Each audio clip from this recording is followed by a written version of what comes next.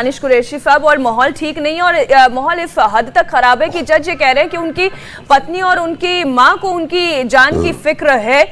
जो सर्वे करने के लिए टीम जाने वाली है उनको अपनी जान की फिक्र है, उन्हें सुरक्षा की जरूरत है।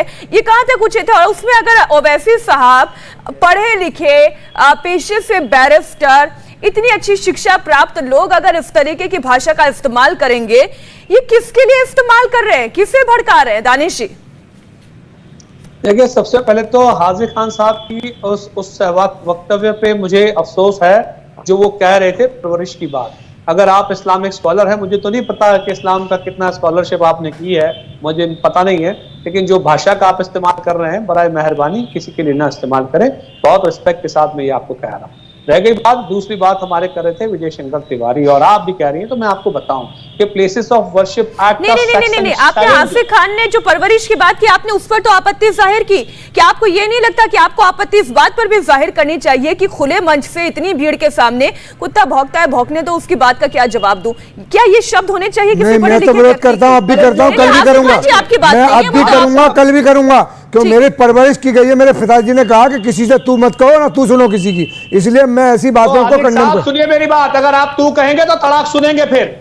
मैंने कहा नहीं तू नहीं कहनी है, मैं इसका मतलब तो ठीक है, आप कहिए आपकी परवरिश में कमी लगती है मुझे तो। अरे आपकी लगती होगी, गलत बात क्यों कर रहे बैठ के? भाषा का इस्तेमाल सही नहीं है, गलत मत करो, समझे बिना। नहीं तो गलत भाषा का आप उनके क्या आप उनकी क्या गुत्ती पिला के आए हो? कैसी बात कर रहे बैठ के? आप मुझे ये बताइए, देश को नोचने वालों के साथ हैं आप? अरे हम उसके खिलाफ है, नोचने वाले के खिलाफ है और भद्दी लैंग्वेज के खिलाफ है, हम दोनों का खिलाफ है। कुत्ता कहा है उन्होंने? आप देश को नोचने वालों के साथ हैं? नहीं, ये देश को नोचने वाले कौन है? अच्छा चलिए आप इलैबोरेट कर लीजिए। बात कर रहे हैं, मैं वही बताता हूँ, सुनिए मीनाक्षी, सुनिए, मैं बताता हूँ। दरअसल इस देश के जो सांप्रदायिक हमारा माहौल है, आप बताइए, मैं जो कह रहा था कि प्लेसेस ऑफ वर्शिप एक्ट का सेक्शन 7 बिल्कुल साफ तौर पे कहता है कि किसी भी तरीके का कोई भी कानून उस वक्त लागू होगा तब यही कानून सबसे सुपीरियर रहेगा, बावजूद इसके वो दिया जा रहा है। और ये जो छुटपुट जो पूरी टोली है, कभी ताजमहल के नाम पे पहुंच जा रही है, कभी ज्ञान व्यापी के नाम पे पहुंच रही है, यही वो लोग हैं जो देश को नोचना चाह रहे हैं, जिसके लिए अकबरुद्दीन ओवैसी साहब ने शब्दों का प्रयोग किया। अगर ऐसे लोगों के शब्दों का प्रयोग किया तो पूरे हिंदू समाज को डिमीन करने का काम विजय शंकर तिवारी जी कर रहे हैं, क्योंकि पूरा समाज ऐसा नहीं है। चंद लोग जो हैं जो सत्ता की खातिर इस देश में अराजकता फैलाना चाहते हैं, उसमें से ये लोग हैं जो कभी भोजशाला में पहुंच जाते हैं, कभी मथुरा पहुंच जाते हैं, कभी ज्ञान व्यापी पहुंच जाते हैं और कभी ताजमहल पहुंच जाते हैं। तो दानिश, आपने ही पूरी कानूनी प्रक्रिया का हवाला दिया। अकबरुद्दीन ओवैसी हो, असदुद्दीन ओवैसी हो, या आप लोगों की मैं ये कहूं कि जो सोच है वो हमेशा ये कहती है कि हम कानून के पक्षधर हैं, हम संविधान के पक्षधर हैं। तो आज जब कानूनी जरिए से एक सर्वे हो रहा है, इसमें आपत्ति किस बात की है कि सर्वे ही तो है? ऐसा तो नहीं कि यथास्थिति को कोई बदल दिया जाएगा, या ये कहा जा रहा है कि वहां पर मस्जिद को तोड़ के एक मंदिर का निर्माण होना चाहिए। एक सर्वे भर है, कानूनी प्रक्रिया से वो सर्वे से आपत्ति क्या है?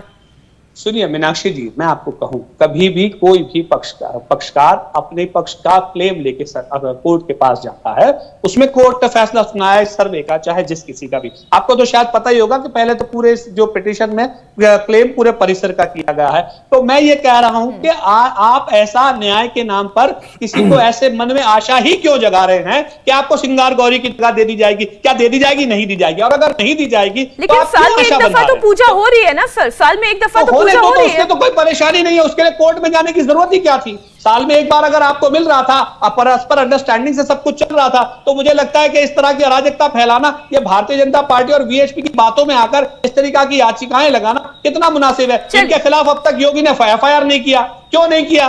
तो आपका जो डर है वही जो असदुद्दीन ओवैसी का डर है। दरअसल शलभ जी, ये डर जो है जो दानिश जी कह रहे हैं, या जो आपने असदुद्दीन ओवैसी का बयान सुना, वो ये कह रहे हैं कि हम एक और मस्जिद खोदेंगे।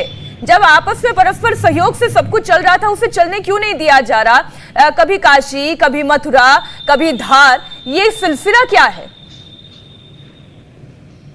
नहीं देखिए, पहले तो मैं इनकी भाषा पर जाऊंगा। जिस तरह की भाषा इन्होंने प्रयोग की, मुझे वो दो तस्वीरें याद आती है कि इसके पहले भी ये जो छोटे ओवैसी है, ये लगातार नफरत फैलाने का काम करते थे।